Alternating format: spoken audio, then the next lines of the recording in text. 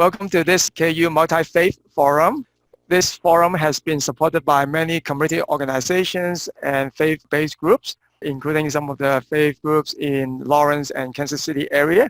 So we are very fortunate that we have some of the representatives in this forum today. This morning, we had several federal agencies involved in discussing how faith-based organizations impact different communities, how we should work together. Kevin Smith, the Director of Faith and Opportunity Initiatives, talk about how faith-based organizations really help, especially in emergency management and many community development initiatives.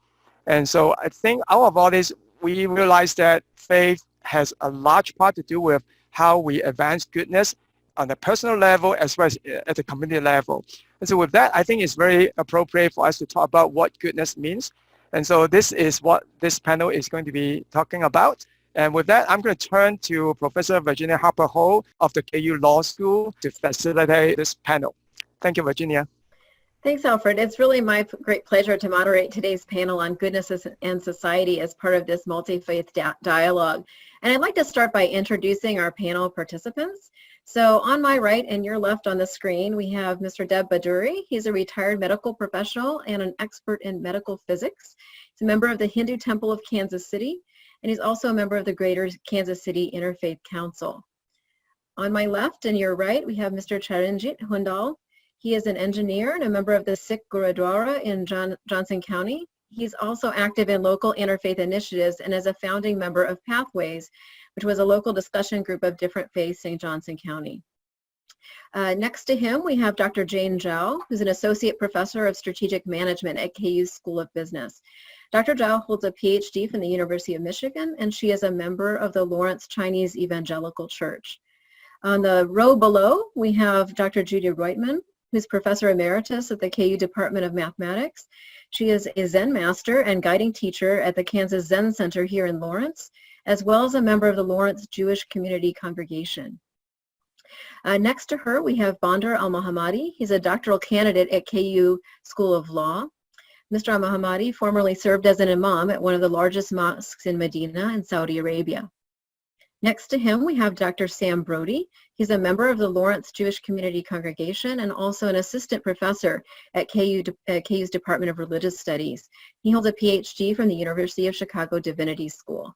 We also have a number of guests here today that will be observing and listening to the panel and maybe contributing some questions at the end. So for today's panel, we've asked each presenter to take 5 minutes to answer the following 2 questions. First, what is the standard of goodness in your faith? And second, how is this standard or belief system of goodness translated into society, law, public policy, business practice, professional spheres, those kind of applications? Afterward, we'd like to open up the discussion for about 15 to 20 minutes among the panelists on questions that have been raised by the presentations and maybe encourage some discussion among our observers as well. And let me remind the panelists that in the open discussion, we'd like to encourage you to keep your questions or responses short so we can hear from as many of you as possible. I'd also like to begin by briefly sharing a few of the ground rules that have guided us in coming up with this discussion. First, we know that most of us have deeply held views on religion, spirituality, and secularism that we might not even be aware of, and that matters of belief and spirituality are central to our own experiences and to our worldviews. So for this reason, we've asked our presenters to be respectful in the dialogue and help us learn about different faiths' core principles, not so much to really debate who's right and who's wrong. Also, we know that regardless of which faith tradition we consider, our own behavior often falls short of the ideal that might be taught within our faith tradition. We also recognize that each person may have their own understanding of their faith and that others in their faith community may have a very different understanding. But our hope is that our discussion won't shy away from these differences, but will instead demonstrate what diversity in a pluralistic society should be about. So with that introduction, let's begin. We're going to go in alphabetical order. So I'll turn first to Mr. Almohammadi and ask if he can share his answers to those 2 questions from the perspective of Islam. Mr. Almohammadi? Yeah, thank you so much, Professor Virginia, for this nice introduction. And I would like to shed light on some of the most important morality or the term of goodness. One of them, from Islam perspective, our faith encourage us to treat all people fairly and justice. And the second one is we have to fulfill our promises. When we promise people to do something, we have to follow up with this kind of promises and not renegade on promises. Third one, we must be a good citizen and support the community and support the social life in our community in a good manner. And fourth, we have to reflect our belief in our action, such deeds of charity. And the fifth one, we have to being nice to other relatives and neighbors and taking care of orphans and the poor people among our community.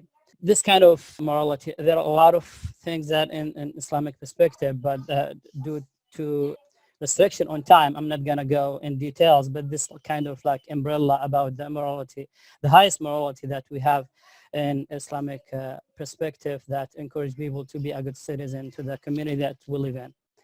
And how that kind of goodness could affect our public policy.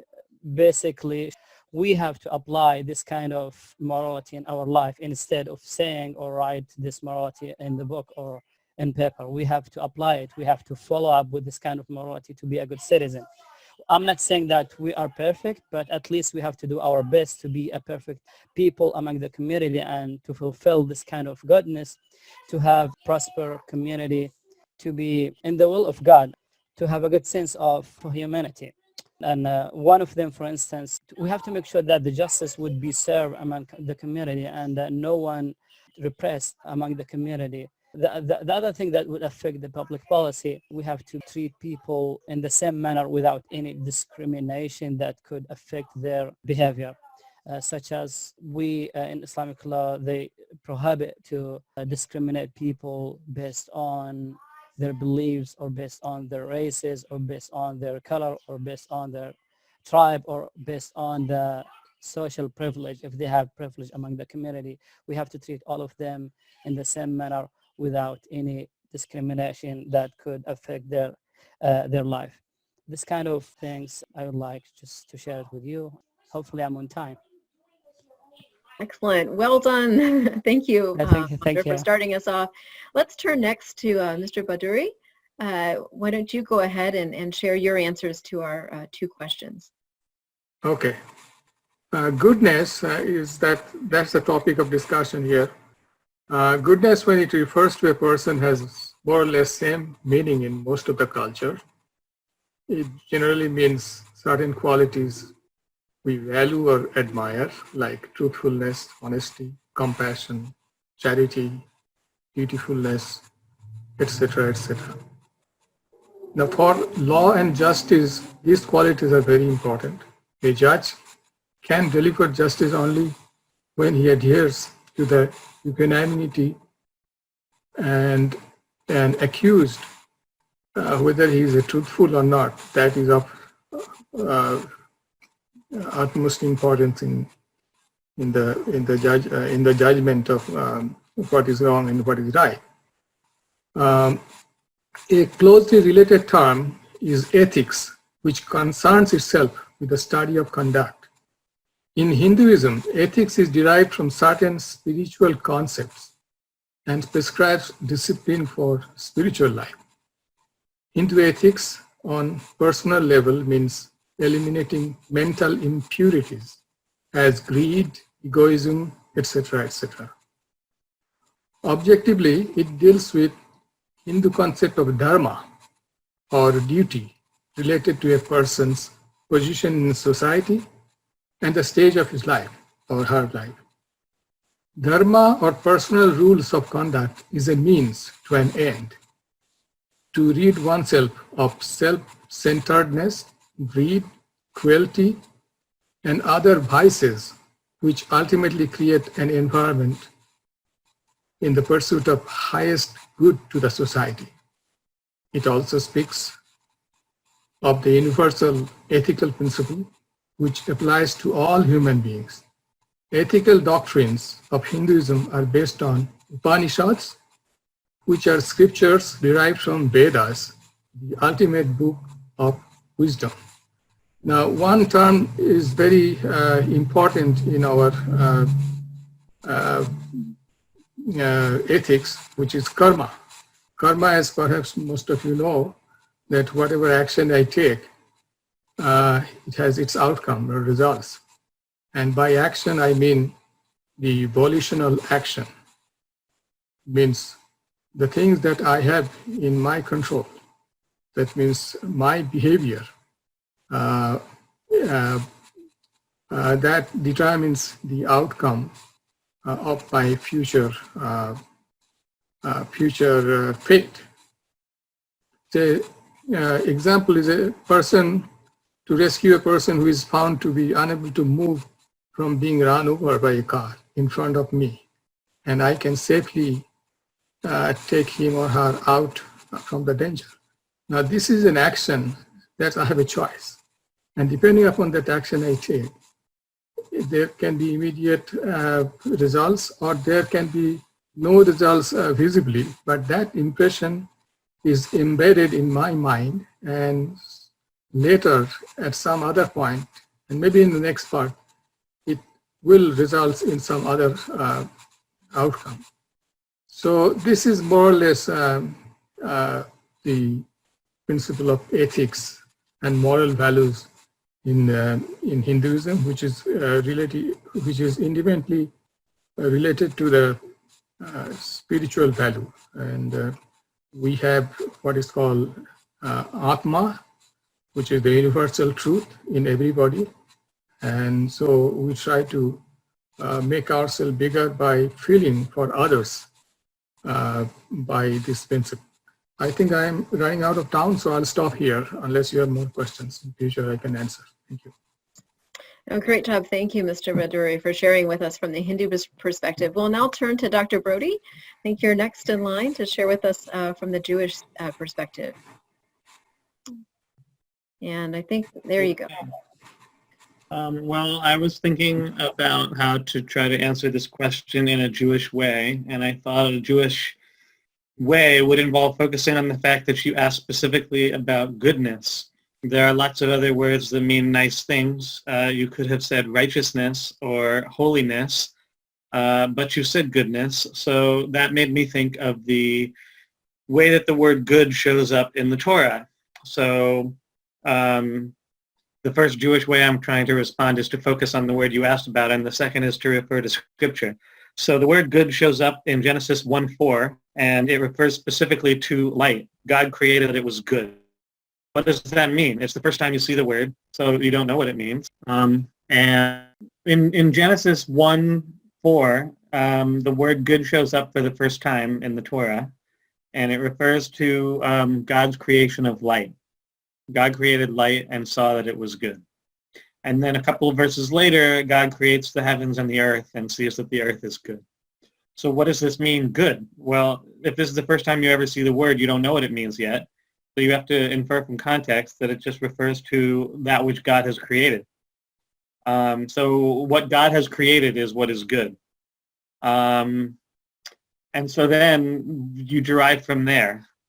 And I think that the first major thing I would say about that is at a certain point, I think the Jewish tradition moves on from this basic recognition of goodness, which is a stable quality, a fact about being. Goodness is true of being only in terms of God's creation, but then from that point it becomes a quality of action, which I think is what my colleagues who spoke already have talked about. So when God creates, then something that God creates can be good as just a permanent quality. But in terms of action, we know that we can do things that are good or things that are not good because we have free will.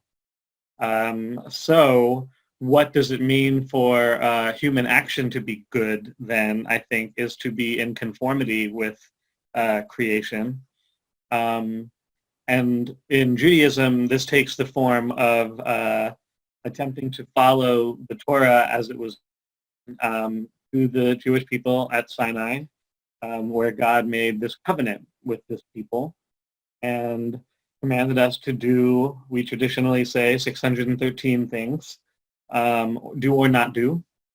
And when we do or don't do those things in accordance with the way that God commanded us, then we are doing good. Those things involve a lot of things that you might think of as quote unquote universally ethical, but they also involve a lot of other things that don't necessarily seem to obviously pertain to ethics, such as restrictions on what foods we should eat or should not eat, setting aside one day of the week not to do work, not wearing clothes that are made of both wool and linen at the same time, things that don't seem to strike other people as obviously having much to do with goodness or not goodness. But for us, we believe that doing these things or not doing these things, and when I say we here, of course, I mean some Jews, right? Because in the 19th century, there was a big movement of some Jews to make a big distinction between things that seemed good according to philosophy and things that seemed good only from the strictly covenantal perspective. So I would say that's my take on goodness. There's a lot we could say more in distinguishing what is good as a quality of being versus a quality of doing, and what makes goodness different from righteousness or holiness or justice or any of the other sort of positive words we might want to use about stuff that we like. But I thought that pointing out that goodness is a characteristic of creation is important because that gives us our orientation. We don't think the world is fallen and corrupt like the Gnostics thought. We think that the world is basically fundamentally a good place, and that's where we start from. Great. Thank you very much, Dr. Brody. We'll turn next to Mr. Hundal, who will speak to us from the Sikh perspective. So, Mr. Hundal, I'll turn the floor over to you. Hello, everyone. Good evening. Thank you for participating and allowing me to participate in this interfaith discussion of goodness and how our faiths believe in that goodness and how we apply it to everyday life. Let me start off by what is going on right now in the world right now with the COVID-19. And if we look at that and everything that's going on with humanity right now, according to the Sikh faith, after every service that is done, whether it's a personal service, whether it's in the worship center, they do a standard prayer, a supplication or das to finish off the prayers. And in it, the concluding statement is Sarbat Kapala, and that is seeking happiness and well-being of all of humanity. So this goes to the goodness, the practice of goodness within the Sikh faith and how it is applied to not only the Sikh faith, but all of God's children out there in humanity. The Sikh faith is essentially a faith that believes in living a way of life. So you have a spiritual aspect and you have a practical aspect of how you achieve this connection with God and this goodness and this love of God and the things that we do in our everyday lives. The Sikhs believe that everyone is equal. And all these things derive from the teachings of the Gurus themselves, starting from Guru Nanak to Guru Gobind Singh. And the Sikh faith is basically essentially about 500 years old, fairly young faith in the lineage of faiths themselves. So the first thing that the Guru Granth Sahib said is that everyone is equal in the eyes of God, and that we need to live a good life, be a part of a community, live honestly, and care for others. And when the Gurus started this faith, they started practicing these concepts in changing people's mentality on how society was during that time and having them practice what God and what the message of God was. So the Sikhs focus on their relationship with God and being a part of everyday community. And this combines their actions and their beliefs. And the goal is to live a good life, to good deeds, do good deeds, as well as meditate on God. And the Sikhs believe that you need to experience this relationship with God through love, worship, and contemplation in your relations with everybody, including your family and society. So the Sikhs look for God both inside themselves and externally around the world themselves, and also the concept of goodness. So the Sikh faith believes that it demands that we use our ordinary life as a way to get closer to God in the deeds that we do. And one of the ways that we do it is serving, what is called seva, and it's a concept of serving, and what we need to pay attention to others. So this is a core concept of the Sikh belief, is that we need to think of others to help us get rid of our ego and our pride. So and the way we do that is very small things. We start out in the worship centers and helping out within the community. The concept of the langar, which was essentially started a long time ago to help feed the hungry people before they would listen to services, because they would be hungry, and the gurus did not want them to be thinking about being hungry instead of concentrating on the message. So in today's environment, we see Sikhs helping out within the kitchen, cooking the food and feeding anybody who is a congregant. And the congregant is basically, essentially, anybody who is in the worship center. It's not only Sikhs, it is also non-Sikhs that come into the worship centers. And the regard for caring for the sick and the elderly. So these things of serving and doing duty to help others, these are all aspects of goodness that the gurus are getting us in a mindset of doing in everyday life. And part of it is living in an honest living, that everything you do in your life should be done honestly, that we should be in our relationships, in our work environment, we should be doing everything in an honest way. And we also need to think of all of mankind as a brotherhood, that we need to think of one another, that we are people of children, that we are children of some eternal being, and he would want us to do good. And these things are applied in our social lives and our ways and laws and things, derived from these teachings of the Guru, that we are children of God and we need to do good in this world. And the way we do that is by our relationship to one another. Great. Thank you, Mr. Hundal, for that perspective. We'll now turn to Dr. Roitman, who will share with us from a Zen perspective. And so, Judy, I'll turn the floor over to you. Thank you. Well, first of all, I have to say at the outset that there are many forms of Buddhism, and I represent Korean Zen tradition. It's actually called Son, and which is part of the Mahayana. And so what I'm going to be saying is coming from that perspective. Goodness is not a word that really appears in the sutras. They have a different sort of way of kind of looking at the world. It's not about black and white, up and down, right and left. The central concept of the Mahayana is emptiness. And emptiness can be thought as not like nothing. It can be thought as no barriers, there's no substantial substance. And what that means is something called codependent origination. So we're not separate from each other. Everything is dependent, everything co-originates with everything else. Thich Nhat Hanh had a very good way of talking about this. He had the word interbeing.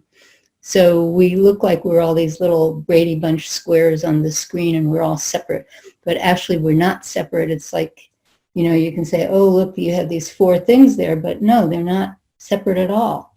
So that's where everything comes from. The classical images used is Indra's net, which is where you have all these jewels and sort of a infinite dimensional net, and wherever the nodes of the net, there's a jewel, and every jewel reflects every other jewel. And if you poing, you know, one of those jewels, then everything starts in motion. So there's no I, there's no you. And then the notion, so I'm interpreting goodness as meaning ethical behavior. And so how can you not treat each other right? You're not separate. You're all together, you know? So that immediately changes the thing. It's not about I'm being good to you. It's like we're all in the same boat. We're all together. We are the boat. So that it just completely changes things like that. And so it's not like you try to be good. It's just like if you're awake and you're aware and you're paying attention, you will naturally do things. So the key concept in Buddhism is not good and evil. It's suffering. and the end of suffering. And the end of suffering is not just the end of my suffering, it's the end of all beings suffer. If any being is suffering, then my suffering cannot end. So there's this notion of helping each other to end suffering. And then I want to end with, I have to talk about how this translates. I'll say very little about that. But there's this wonderful saying in Zen, good and evil have no self-nature. And you say, what? What is that? So that means it's not about labeling things good. It's not about labeling things evil. Like, look at the coronavirus. It's not good. It's not evil. It's a virus. It's doing what viruses do. What viruses do is they want to replicate themselves, and they're using human beings to replicate themselves. So it's just being a virus. And then the question we have to face is, how can we alleviate the suffering that is coming about because of this virus, which is just doing what viruses do? So if you want to translate this, the best way I can translate this into action is, where does this action come from? If it's about me and protecting myself and taking care of myself and loading up the toilet paper and putting bullets in the rifle and making sure that no one can steal that toilet paper that I've hoarded, that's no good. If it comes from for you, for this world, not about me, but for this world, if that's where our actions come from, then that's the way we're supposed to act. So I'll end there. Thank you. Great. Thank you, Dr. Roitman. We'll turn now to our last panelist, Dr. Zhao. So she'll be speaking to us next. All right. So I just prepared 2 slides. First question, the goodness of Christian faith. I'm a late convert. I grew up in communist China, deep-rooted in Confucius philosophy, and I became Christian after I came to this country. So I have to say that my summary of the goodness of Christian faith is just based on my own experience. And if I can just use one word to wrap up the goodness of Christian faith, to me, that word would be love. And this love is, I guess, not just behavior or conduct based on requirements or law or social pressure. It is a love that comes from inside, a transformed inner being. And I think in my life, there are 3 things really changed my internal condition that allow me to really experience and share love more voluntarily with my free will. And I'm going to give you those 3 sources. The first source is from the common scripture of Christian and Judaism. And the second and third are based on the Christian faith. Okay, so like Sam mentioned, goodness comes from Genesis, the creation of God. And in Genesis 1:28, the Imago Dei specifies that we are all created with God's own image. And this is just mind-boggling. Humans are created in the image of God in their moral, spiritual, intellectual nature. So humans reflects God's divinity in their ability and motivation to actualize unique qualities with which they are given by God in order to fulfill divine purpose. So this really gives the highest identity and dignity to humans, both men and women, no matter what your social status is. So this helps us to really see ourselves, with a great sense of value, and we see each other also as precious masterpiece of God. And, it just create the worldview that for us to treasure each other and not to act unjust toward each other. And the second source is in the Christian scripture. the crucifixion of the Son of God. In Romans 5:8, it said, God shows his love for us in that while we are still sinners, Christ died for us. And this is to me a big bang in my worldview, because God loved us so much that he paid the ultimate highest price to transform our inner life by showing his just unimaginable, unconditional love when we are still rebelling and, you know, being prodigal son you know, out of his family. So this really gave me a foundation to forgive others. You know, if God has forgiven us and died for us even when we are sin against him, any other people, you know, sin against me would not be such a huge offense because I'm already forgiven. So this is the second source. And the third source is the indwelling of the Holy Spirit. So for people who receive this faith, God promised that he will pour into their hearts the you know, unlimited energy of love constantly through the Holy Spirit. Okay, so these are the three sources of love that flow out of the Christian faith that has a tremendous impact in my life. And with regard to the implications in business, because I'm teaching business, I think the main implication is the vertical source of God's love is now being translated in the horizontal fruits of love among people. So this is like the cross. We love because God first loved us. And if we constantly receive the unbelievable, vast energy of love from God, we will be able to love each other naturally and voluntarily. So the most precious asset in business is motivation of employees. And the most important type of motivation is what we call the intrinsic pro-social motivation. That is basically the volunteering motivation to help and to give and to behave with good citizenship without any managerial intervention. And I did research based on Salvation Army volunteering survey.